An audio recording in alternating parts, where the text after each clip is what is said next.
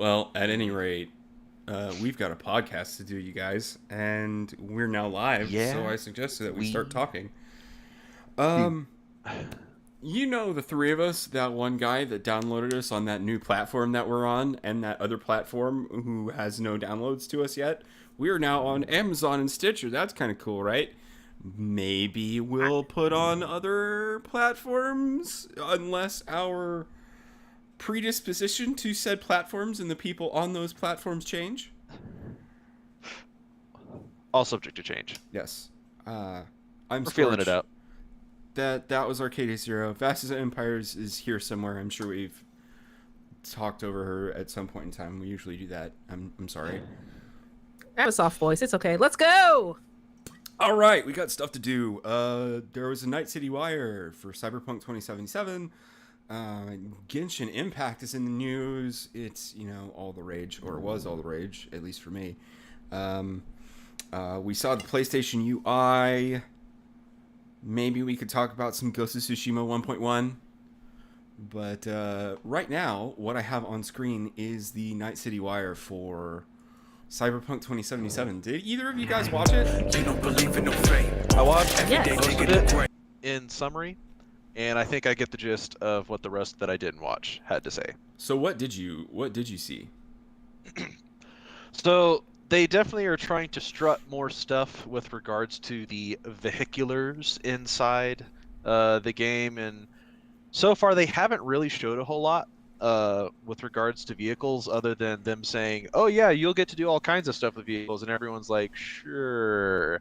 But now this time around, they actually did show a lot with the vehicles, and they had, I believe, some one-on-one talks with Keanu and the individual that co-owns a motorcycle business with him. Yep. The only reason I know that is I watched a different documentary explicitly about that motorcycle company, which is the only reason I recognized it when I was going through the video. So obviously, if Keanu's in the game, he's gonna want to put a plug in for his company. So it's only fitting that the motorcycles in the game resemble the motorcycle line that he co-owns for sale and stuff like that. So I thought that was kind of a funny, hat tip towards his direction. But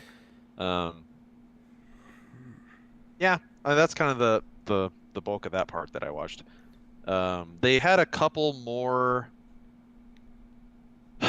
gameplay related showings. I cannot remember for the life of me the details of it, other than it was pretty much mostly vehicular based from what I can tell. Yeah, a lot of it was, but they also went over what I'm equally as interested in, the fashion of Cyberpunk 2077. Only because I want to hear Vast rant and rave about all of the various things that you can put on your body, organic or synthetic. I desperately want to hear what you think about that. So, first of all, I want to give a huge tip of the hat kudos to the team that put together the fashion and design that went into the Cyberpunk game. It feels like, and I should have did a disclaimer before I even started talking. I know nothing about fashion other than I watch it like avidly. I'm not a fashionista. I don't follow houses or anything like that. I can't tell you what's from whose line and which line and all that kind of stuff. But I can tell that the designs that they put forward seem like a really natural progression from fashion that we currently have or have seen, and it's very believable in game and also in like a forward looking, like, yeah, fashion in the future, like 40 years from the future could probably look like this, or 50 years from the future it could probably look like this. I could see a case for that. They give you a whole lot of options. I also liked how they divided the fashion styles itself into 4 like categories, which was like what, kitsch, kitsch, neo kitsch. There's neo-militarism, and then there's whatever fits. I don't remember what the last one is called.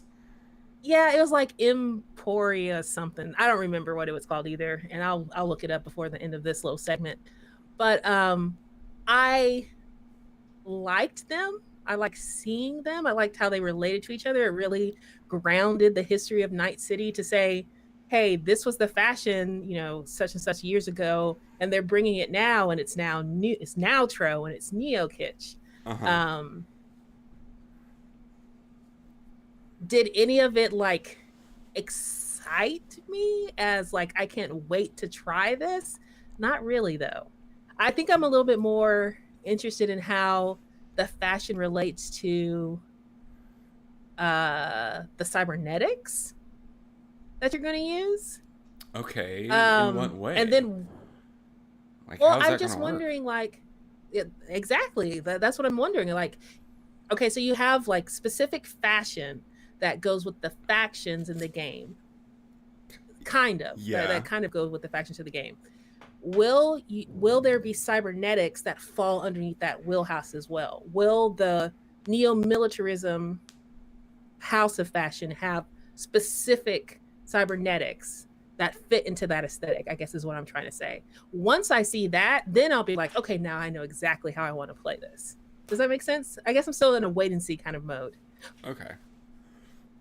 That's this whole game I think for it's me. awesome.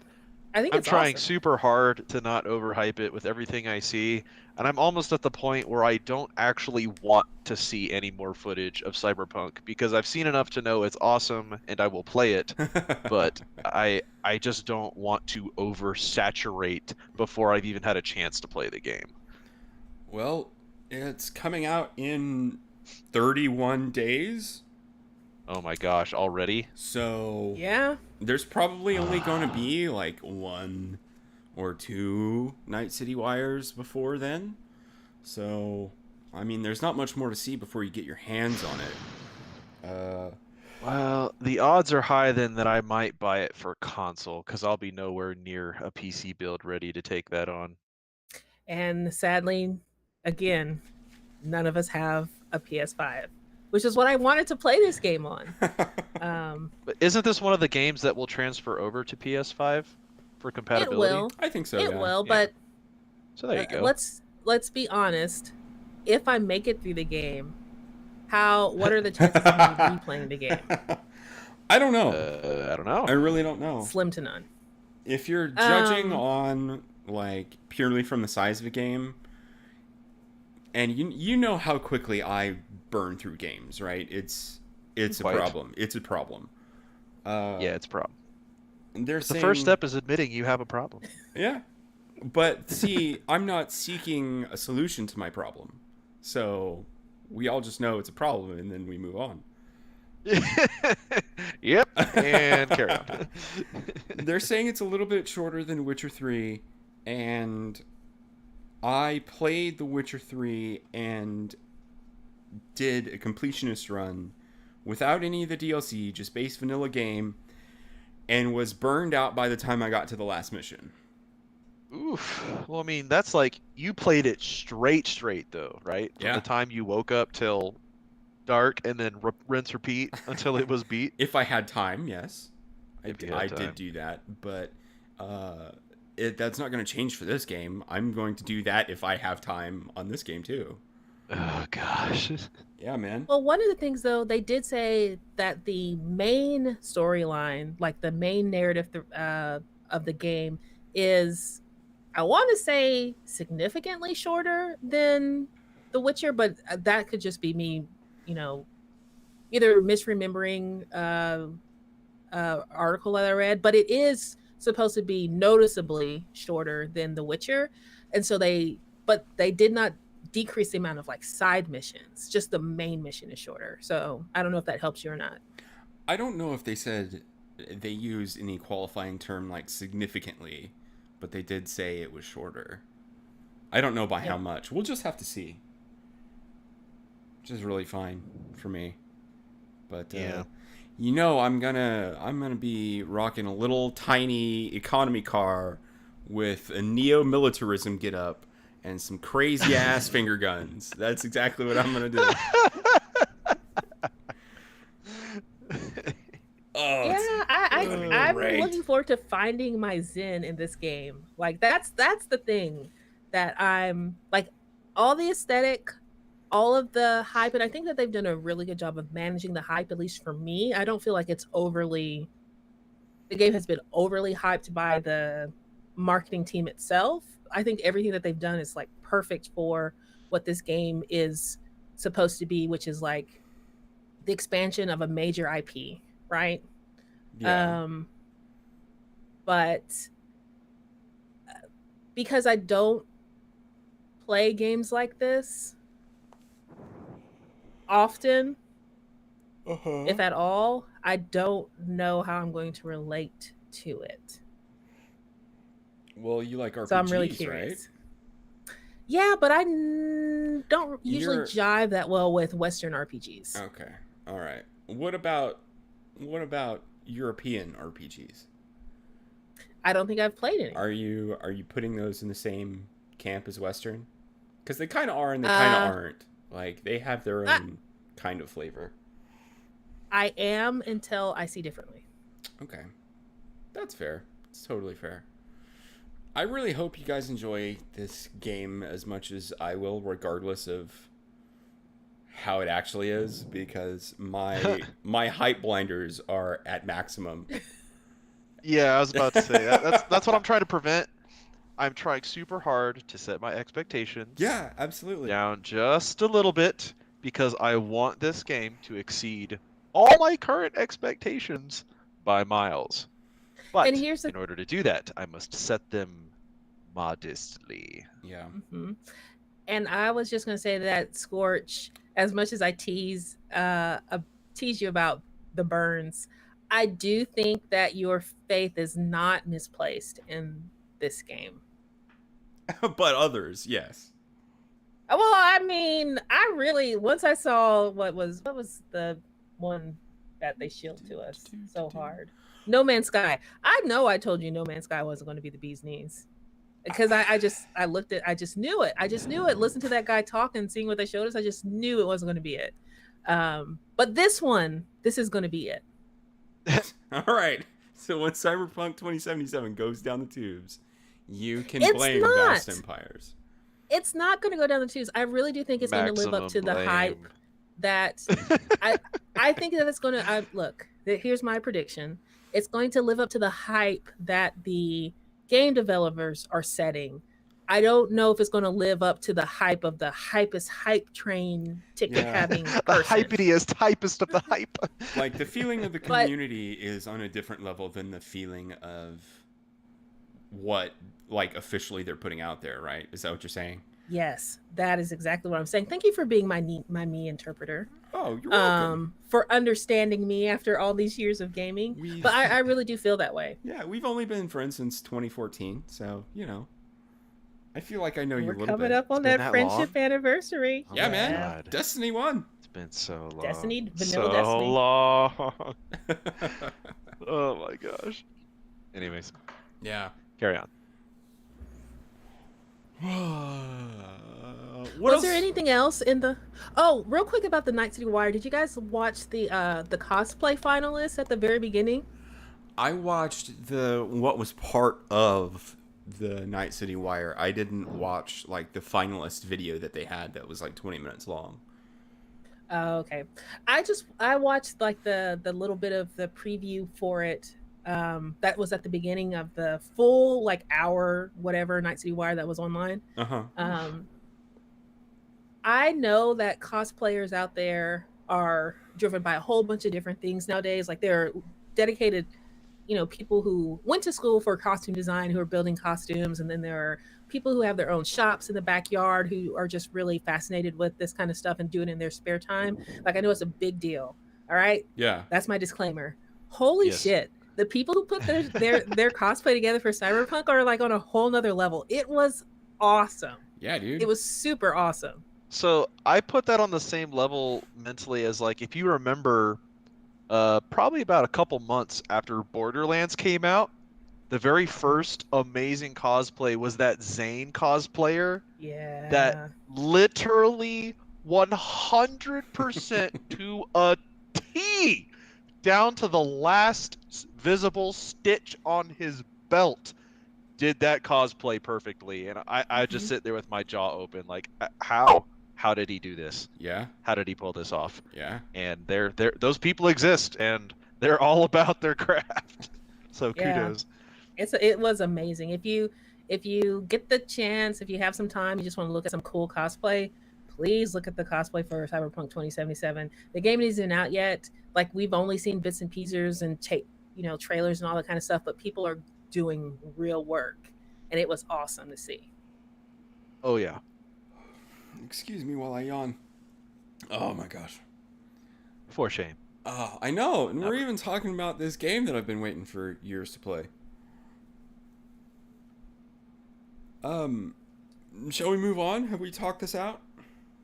Yeah. Yep. Yep.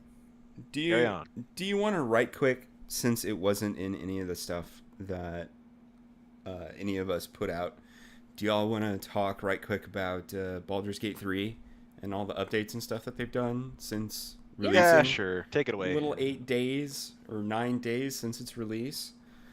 Only 9 days? Yeah. Feels like it's been weeks. I think that's just 2020 syndrome, though. Yeah, That's it is. true. Everything is stretched out. So they released a few interesting statistics about like some of their aggregators and stuff that they found. They've been fixing bugs. And I think 3 or 4 days ago they released their first major patch for the game. Then Did it break the game? Then they had to retract the patch because it rendered all of the saves corrupted, and then they fixed that No. and put back in the patch, so everybody's saves were okay. And Oh my gosh. and all of that.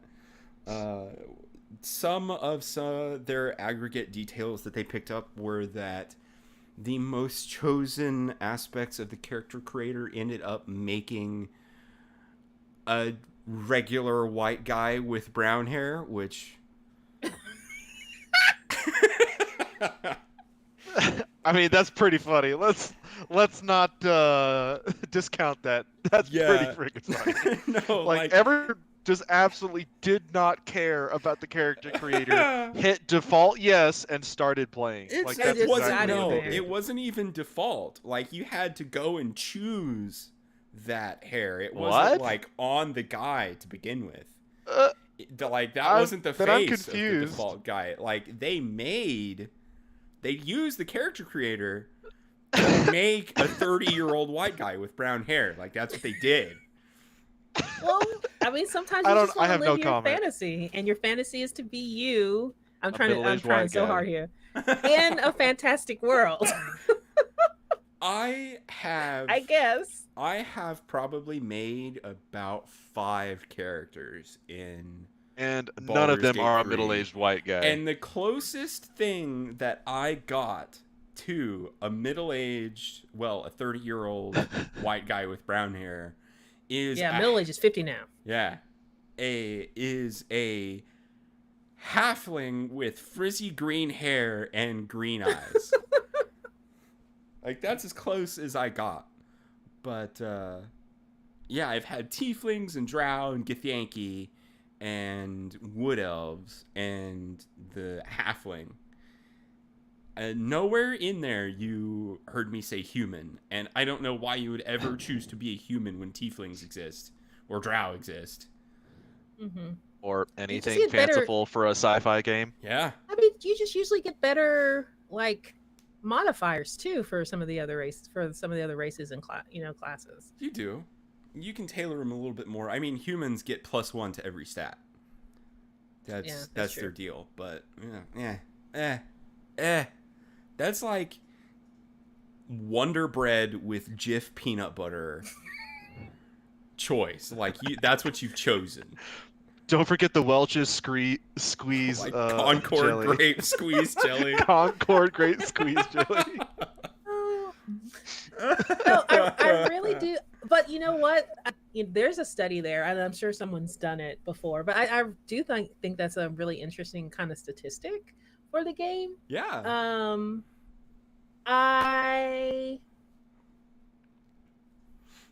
I have a hot take. I don't know if Oh, I'm ready to say it because I'm not, I haven't really articulate like this just came to mind. So maybe I'll save it. I'll save it. Ask me about it later when I actually am ready to articulate it.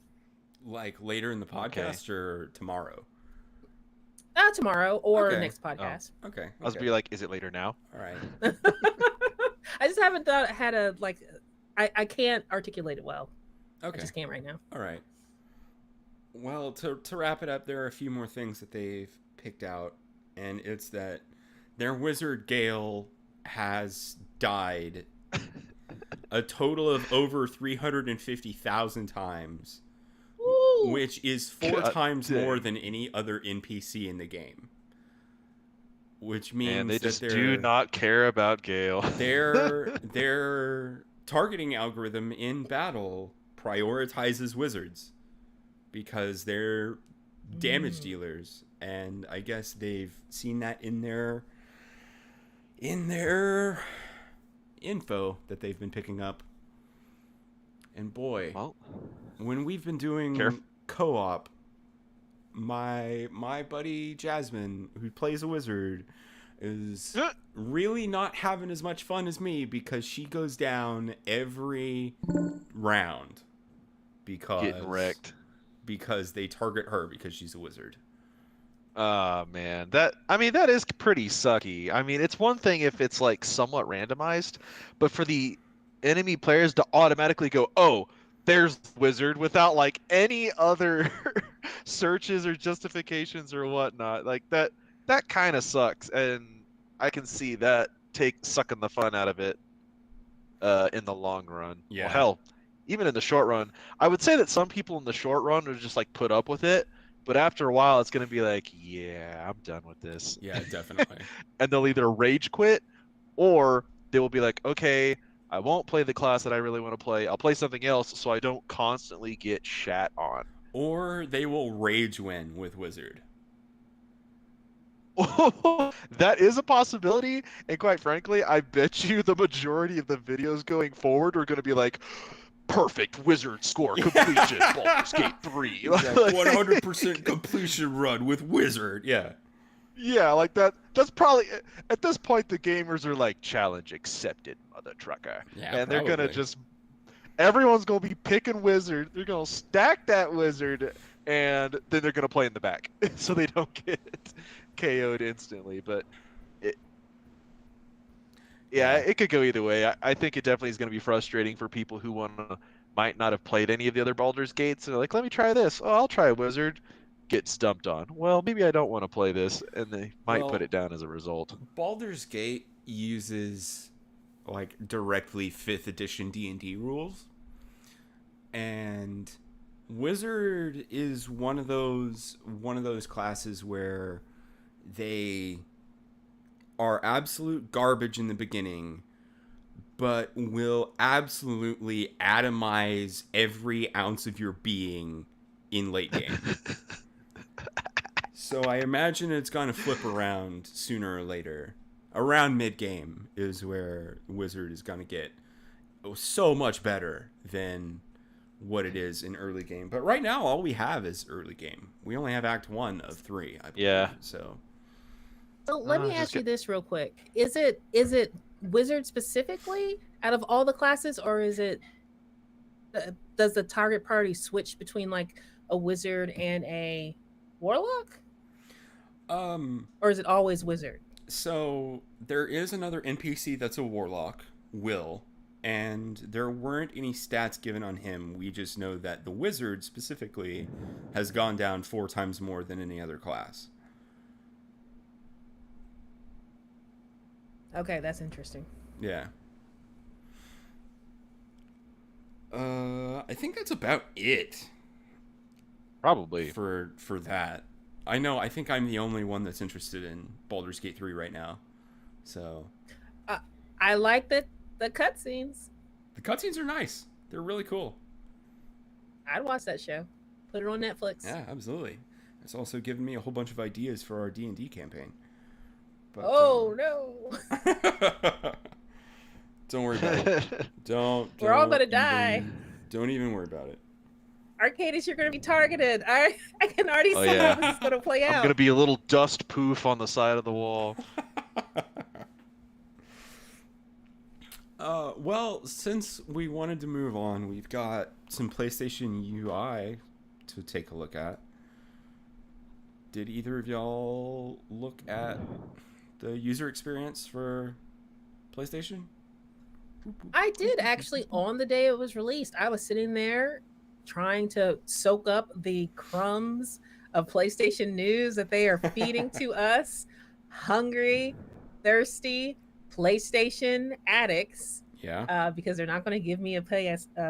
I might as well take in all the news. No, but seriously, it was kind of cool. I feel like some of the changes that they made to the UI, to how you interact with the system between the UX part of it, like between moving from game screen to home screen, adding friends, joining friends, like a lot of those things feel so much better than what we're experiencing now with PS4. It feels like a really good natural progression of the PlayStation ecosystem. Yeah. Yeah. What I about And yourself? I'd imagine there's gonna be probably even more on launch day. They just gave us a taste. Hmm. yeah, maybe. I have uh I have battling opinions about the UX in what I saw in what they showed me.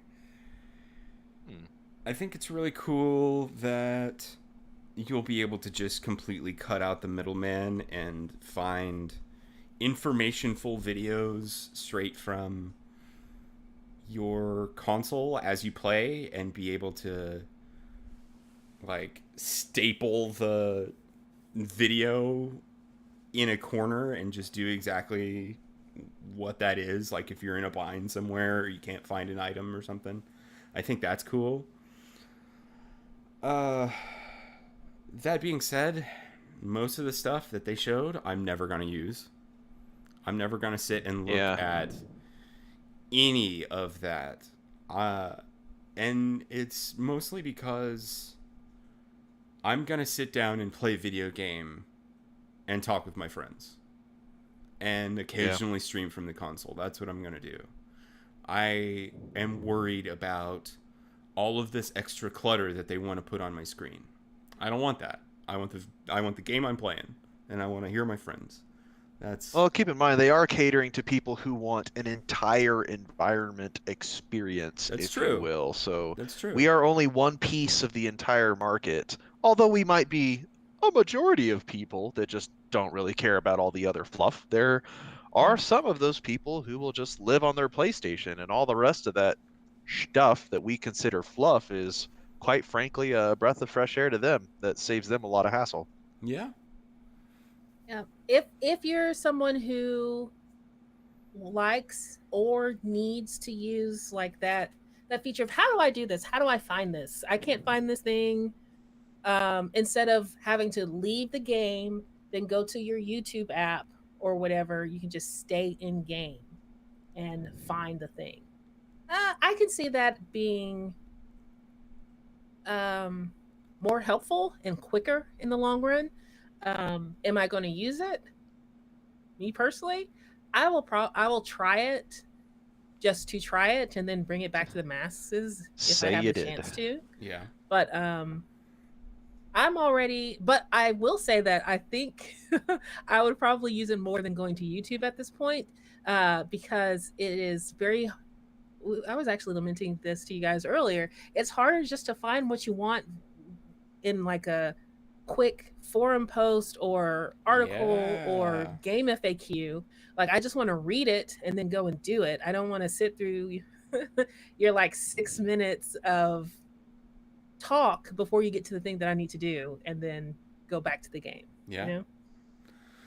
Absolutely. I don't want to sit and listen to some guy explain at me what it is after he's told us to like, subscribe, and comment and hit the bell and buy this mug with our logo on it. And then like it's like a 5-minute video and the thing that I want is in the last 15 seconds. You know, when I could just Bless read. those. Yes. Also, shout out to the timestamp people that timestamp Yeah. things in the comments for you.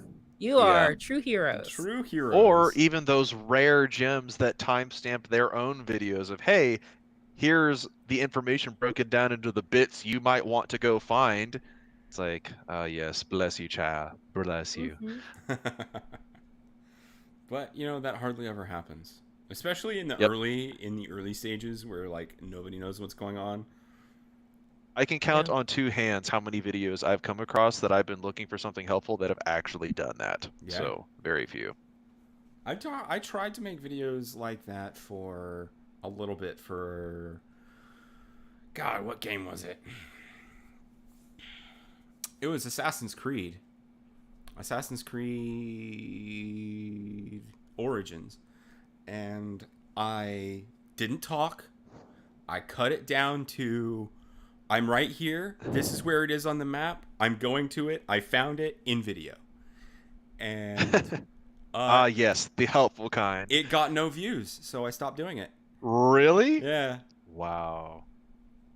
And Well, It's maybe hard if out you there, just guys. had to Yeah. throw in some really pointless chat in the beginning, people would have just flocked to it.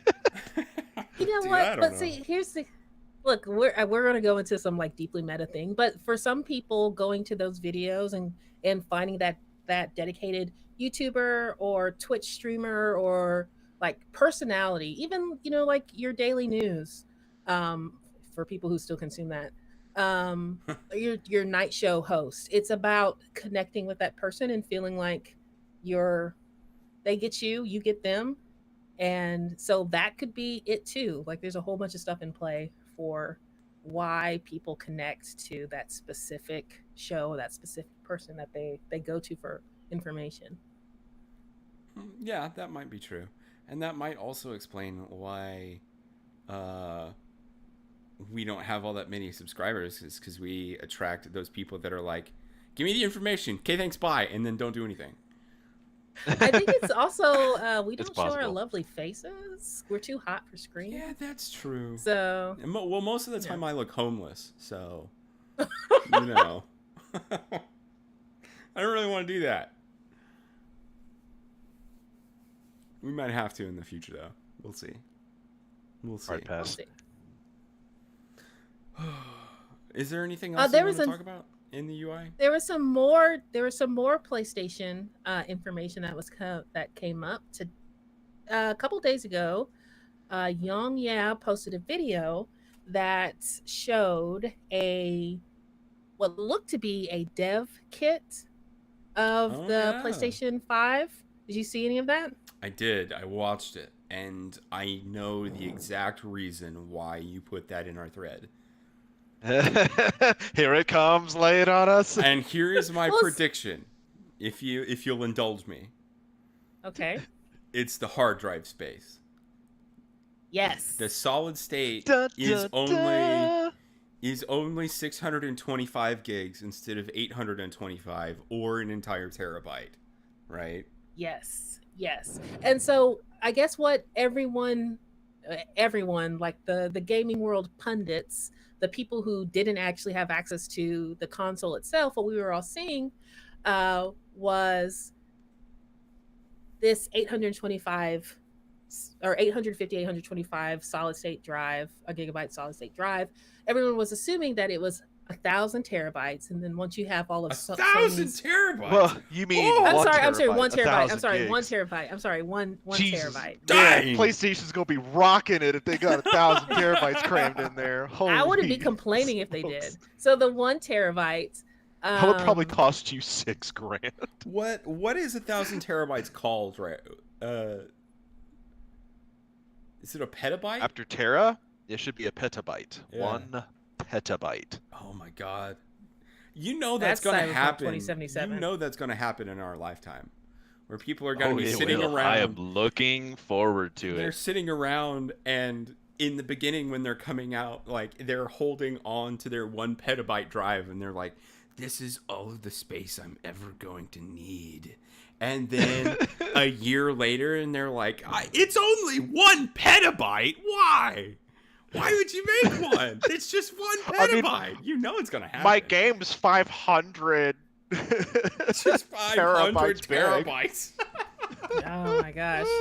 Yeah, but Oh I mean, my everyone God. was thinking it was 1 terabyte. All of Sony's hardware was, software was on it, so it'd be that's what brought it down to 825, and then you'd have all of that space for gaming. And now it looks like it is actually no 825, and then with all their software on it, you have 625, which is honestly not that big of an upgrade It's only from your 125 more gigs than a standard PlayStation 4. yes, which is nothing. it is pretty small, I'll admit, especially considering our next gen games are going to be that much bigger. Yeah, Mhm. absolutely. Even if they're not that much bigger, even if they're the same size, we talked about this last time. Like Star Wars was over, Dice's Star Wars Battlefront 2 was over 100 gigs. I hear that the most recent Call of Duty games are over 100 gigs. Yeah. Final Fantasy Remake 1 was 85, 88 gigs. It's a lot. Yeah. Borderlands 3 is like 90 something gigs. And that's with all of the additional content on it, right? I believe Like so. all the new DLC. I believe so. It might be over I'm 100 after that, but yeah, that's what I'm saying. Like after, if there's additional DLC, it might move over that 100 bar. yeah. All right, so I crunched the numbers. A 2 terabyte Seagate drive right now in Newegg is $54. That would be $27,000 For 1,000 for terabyte drive. for 1,000 terabyte drives. Oh my god. Assuming this singular 2 terabyte Seagate that I was looking at, just for quick number crunching purposes. But yeah, it should be expensive, yo. I mean, not in like 15 years. It's gonna be. We're gonna be on to like exabytes by then. Oh man, don't even. So. Well, let's just put it at that. It is a concerning issue that I hope is due to reasons out that are only in the development world and not in the consumer standard that we will be receiving this year. So that just brings me back to a statement that I made when we finished watching the PlayStation price announcement all those weeks ago.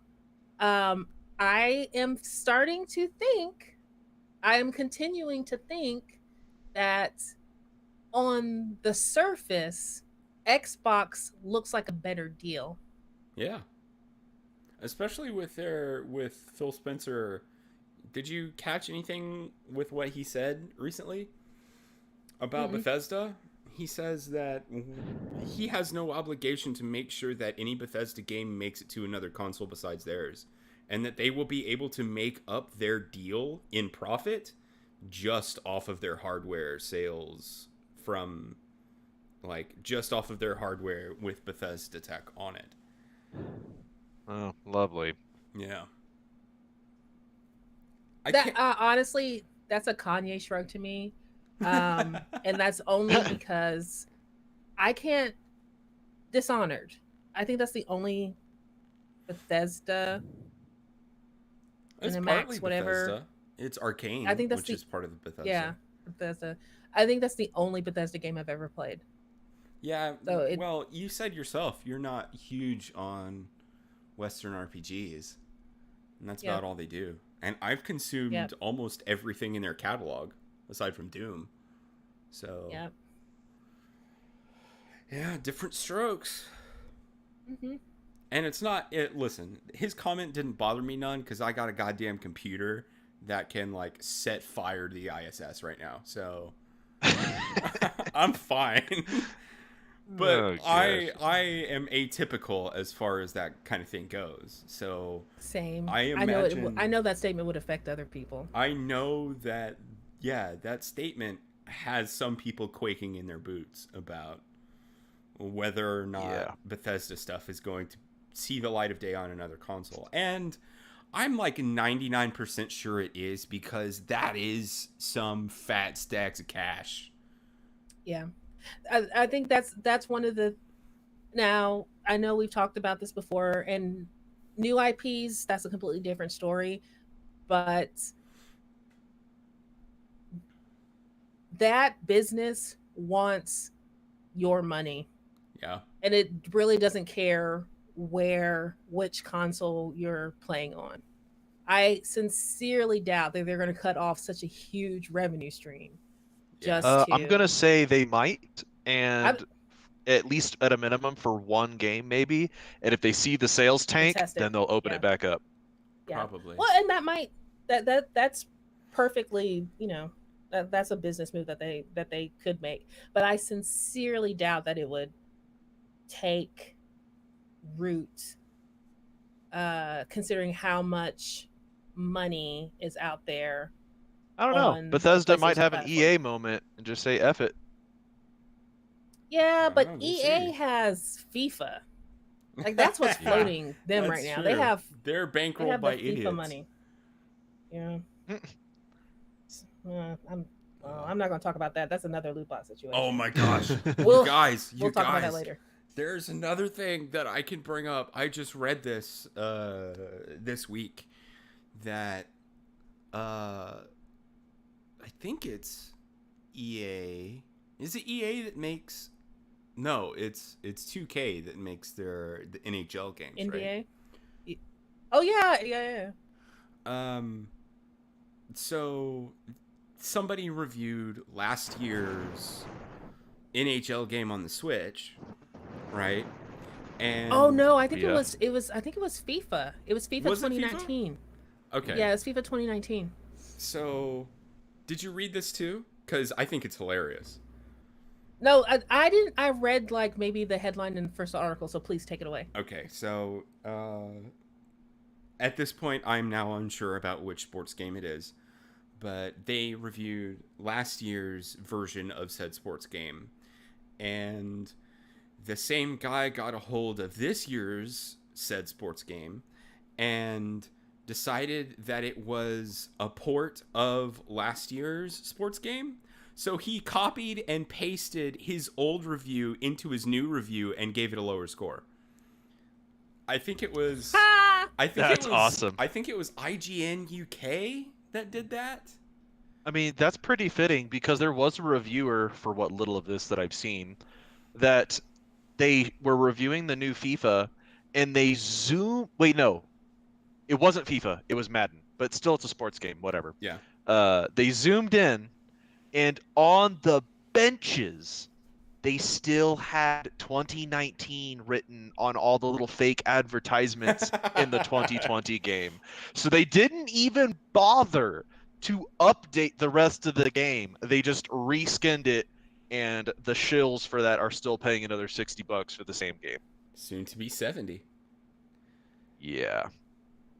Oh man, that hurts. Yeah. That hurts. Not me. I ain't buying none of that garbage. I mean, I'm not either, but like you have to understand we're part of that community and sports I know. games like going to drive happen. the industry. So I've just pulled up an article on goal.com. And I'm going to read just a very quick segment of it under the heading What Have EA Sports and Critics Said? Of course, to be fair, EA Sports, the company, never shied away from the fact that it was going to be leaving the Nintendo Switch version of FIFA 2020 in the past. After all, it clearly marketed it as FIFA 20 Legacy Edition, something that it has previously done for older consoles when the focus shifts to the next generation hardware. The company's official website clearly outlined what would be included on the game for anyone wishing to buy it for the Nintendo Switch, so there was fair warning and no one could claim to be surprised by the lack of innovation present, which isn't true because a lot of people who are purchasing the game itself aren't going to EA's website to see what's new with the game. That's true. Especially if you're buying it for yourself or if you're buying it for somebody else. And so you're going to get a fresh new looking Switch with kits and player lists and all that, but you're not going to be getting Volta or any of the big new features. So it's just a reskin. Ooh boy, that hurts. Yeah. And just another I, as someone who got like really, really, really into European football. Like I was watching La Liga a lot. To be perfectly fair, was watching when I first got into soccer or football. I was watching like Premier League, Series A, and La Liga, and then I just focused on the team that of my heart, which was Real Madrid, and still in my heart, Real Madrid. And like for for some for a sport that means so much to so many people around the world, the fans are treated horribly in terms of like price gouging uh for like everything that's geared towards football fans. And it's pretty bad. And Yeah. this is just another indication of how little the fans are respected. Well, that's why they're able to do so much is because of their like reckless abandon toward their love of that sport. Yeah. Which people are still supporting, unfortunately, so they're gonna keep doing it. Yeah. Yeah, I know. But we gotta send a message, guys. Send a message with your dollars. Yeah. Sorry, you are talking to some individuals that particularly do not, how do we say, use the critical thinking or care Yeah. or whatever. Yeah. So That's true. they're just gonna keep throwing money until they run out of money, and they're gonna complain that they don't have any money. Yeah. Yeah. First, in order for that to get out to the masses, we're gonna have to get people to listen to our podcast. That's hurdle And then number we're one. gonna have to one, and then we're going to have to learn how to speak several different languages. That's hurdle two. Yeah. Working on it, you guys. I'm working on it. No, but yeah. So speaking of companies buying their way into your hearts via your wallet, Ooh. Genshin Impact. We played a little bit of this game, just enough to give some impressions. And while our attention has 100% shifted to another game, I still wanted to talk about it a little bit. Okay. Because I think that as far as impressions go, we enjoyed ourselves. Maybe not enough to continue it, but enough to talk about it for a little bit. What did you guys think? I thought it was a light-hearted open world game that was pretty much rated for all audiences. Definitely had some uh, artistic takes from Breath of the Wild for sure, but the story at the very beginning seems solid enough to carry you along all your little quests and missions.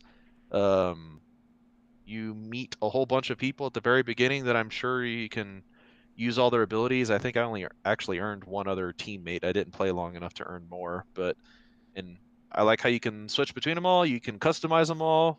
It's pretty straightforward for the most part, and it's pretty much just a good thing to play if you don't mind playing that game and just want to burn some time. But I wouldn't play it with the intention of like, oh, I'm gonna earn all this stuff. I don't. It doesn't strike me as one of those kinds of games. It just kind of exists to make money on the side. Well, it is a gacha game. Yeah. So they are expecting Gotcha. people to pour money into this so that they can unlock everything. That's the deal. And I guess. it's working because this game has grossed $100 million plus since its release, Ooh. making Which is its development costs up in that span of time. Pretty good. Yeah, it is pretty good. As far as my opinions go, I played it for an evening and an afternoon. I feel like the experience is very, very wide, but incredibly shallow. As a matter of fact, it's already off of my machine. I've since deleted it off of my machine. But the real reason why I've deleted it from my machine is that this game is wholly Chinese. And in Team Chat, they have since banned the terms Hong Kong and Taiwan. So I did not hear I kind of this. figured that being a Chinese-based game. That's not actually a huge surprise to me. I'm not going to be directly involved in anything like that. Yep. That's not And to that's fair. say that I am totally blind to the whims of the actual gaming industry, whose pockets are bankrolled by China right now. You can't get your finger in anywhere in any development company anywhere without running into China. But to have it so blatantly, this is China, you're going to be living by China's rules, rubs me the wrong way. And it probably will forever rub me the wrong way. So, Agreed. uh, I've dropped it from my roster and I have no plans to continue. No offense taken. Good! America. Well, And moving on. I actually hadn't come across that news story, so I'm not going to caveat my next couple of statements, but just saying that everything I'm about to say was planned ahead of time before I found this out. I will still have to process to see like how do I feel about the game, independent of that, or can I make these statements um, with this hanging over it? I think that I can. Just to know like how rapidly like I'm going through like this thought process. But I played longer than both of you guys, Mm-hmm. enough to at the very least get a full party together and complete I either completed the first act or I got to the last mission to complete the first act of the game. I was surprised that for a gotcha game, which I've played before, I've had a couple, at least mobile games on my phone, like Seven Nights and on Myoji, which I still think is a beautiful game. I'd rather see that anime though. And like some of the Nintendo products, like the Fire Emblem Gotcha, the One Piece Gotcha. Mm-hmm. Um, Mm-hmm. and I was surprised with how much it felt like an actual game, as opposed to, you know, a gold farm AFK type experience. Um, the combat system was a lot of fun. I really did enjoy being able to switch through all of the characters. Um, the map was very beautiful. You kind of expect it because it was almost completely ripped from Breath of the Wild. But it was a very beautiful map. I thought that for all of the Breath of the Wild comparisons and captures from it, that they did some things that were unique and innovative. I stopped playing it because I was not. I just don't like gotcha games. I don't like the idea of a game preying on, I don't want to say weakness, because if you have the money to do the thing and you want to spend your money on the thing, that's fine. But the way that it is rolled into a gambling system, Mm-hmm. which is highly addictive and can be very detrimental to people and is very detrimental to people, is bad to me. Like, why not just sell character packs?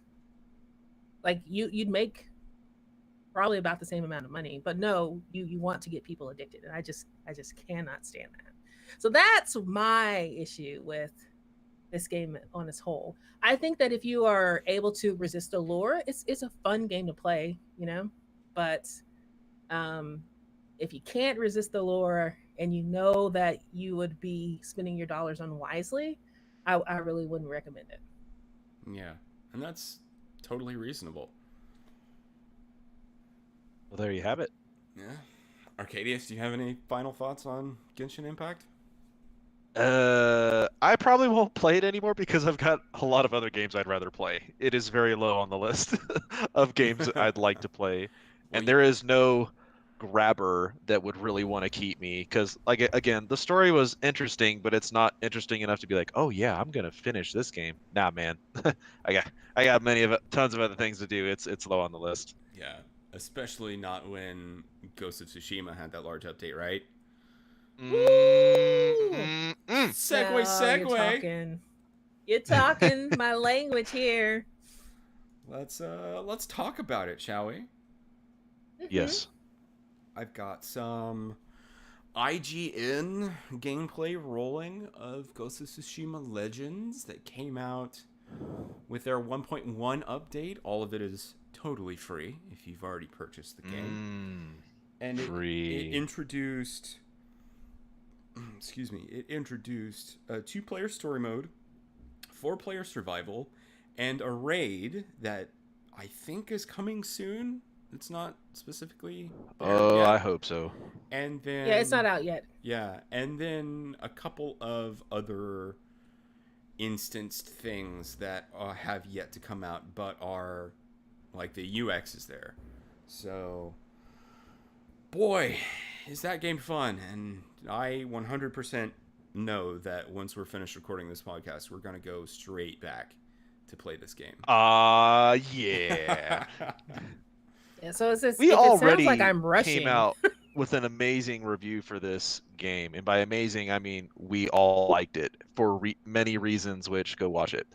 But the fact that they came out with a DLC that has a whole new, tangibly interesting story to it. It's not super long, but it is still definitely interesting, apart from the main game.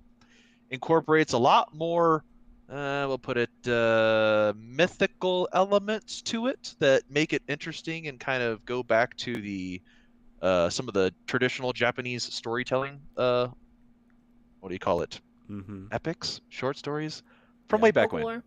Yeah, folklore. That's the word. That's the term I was looking for. So, lots of the interesting folklore that we've heard and seen in the past, and you keep pretty much, all your same mechanics and move sets, so you're still gonna feel like a badass. The progression is interesting with all the different individual characters, but all in all, I love it a lot.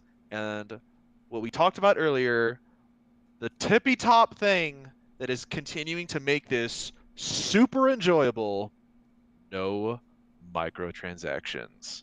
That That's right. means every person you see in this game with the holy hell loadout, he earned it. Respect Hmm. points. Mm-hmm. Mm-hmm. Just like the old Halo days. Yeah. I I know that I say this a lot, but I feel like, just reiterating it on the opposite side of this, is that if you put out a quality game that people enjoy, they will support you. I think that Sucker Punch could have packaged Ghost of Tsushima Legends up and sold it to us for like $15 or $25, and I think a very large amount of the player base would have purchased it just Yeah. on the quality of the base game. That base game is really really good to play. But they didn't. They just gave it to us. They just flew down from heaven on their angel wings, and they just said, "Here, my children, we thought this was super cool. We knew that you would enjoy it too. Play with your Now, friends." remember, this could also be a way to stage the fact that when they say, hey, we're making a second one, you bet your bottom dollar that everyone who bought the first one has enjoyed this so much with all of its content that they will be buying the second one. So it's almost like trying to, I don't know, earn up enough kudos points that it's like assurance that you'll sell your second game of the same IP. Well, let me ask you this, Arcadius. Without Legends, would Yes. you feasibly purchase Ghost of Tsushima 2? Yes. This is just icing on the cake then. A beautifully And beautifully adorned kappa head mask of and you might, a but see, cake. here's the thing though. Even for some of those people, rest their souls, that only thought of this as a modest, regular game of not very much hype and not very much, oh, how you say, adoration. With this extra little bit of free content drop, they could be like, you know, all of this lumped together in my one experience of this game, this is more than average. This is pretty good. And it's those people that would be goaded into considering, the first game with all of its free stuff that came after it was pretty good. I think I'll buy the second one. Those are the people. Who Not me. They're who not is aiming this that at me. though? I have Because no if idea. you played the original game, it's incredible. Well, no, It here's is. here's who it is. This is who this is for. These are people who this is for people who don't gravitate towards single player games. They're here for some type of multiplayer. Maybe not cooperative, but some type of multiplayer. They're going to see that this single player game for free has a pretty detailed co-op experience. All you have to do is buy into the base game and you can play with your friends. Mm-hmm. That's who this is for. And to me, and that the way that this game is structured, the way that they're showing it to us, and I think the success of it, they'll have all the data, but will leaves them open to providing more content for it. Like I would not be surprised if I don't know, after the holiday season, they'll say, "Hey, in March we're releasing, 9 new story missions." Or that might be too quick of a timetable, but there's room there for them to give us more story missions. How about they just update it and say, "Hey, we've got a new survival map for you." And here it is. Yeah, they could just give us a new survival map. They have all of these assets that are built for base game. They have a lot of different places that they can use, to be perfectly frank. They just used 4. I mean, like we could be defending the Golden Temple. I totally see us defending that place, Yeah. So we went off about how much we like this. Do we want to take a step back and talk about the classes or anything like that? Do we want to give a little rundown, or do we just want to continue to gush about Sucker Punch and all that junk? I think we could do a brief one. Sure. Or you just I guess we could just go and play it too. Yeah, cease podcast, begin playing game. Well, since I said but it, really, I wouldn't be mad at that. Yeah, go ahead. Since I said it, I feel like I'm gonna have to. So, Ghost of Tsushima Legends has 4 classes in it. They've got Ronin, Hunter, Assassin, and Samurai, and they all have their distinct play styles and specials that they have. Some of them are more based around stealth. Some of them are more based around range. Some of them are more based around straight melee fighting. And Ronin does all of the healing and has some summonable doges that you can summon out of the air. Yes. And that being said, I've only ever chosen Assassin because I like my sneaks. And I have since made him the most disgusting sewer lizard I have ever seen. And but he's a sneaky sewer lizard. He is a sneaky sewer lizard, and he's great. I love it.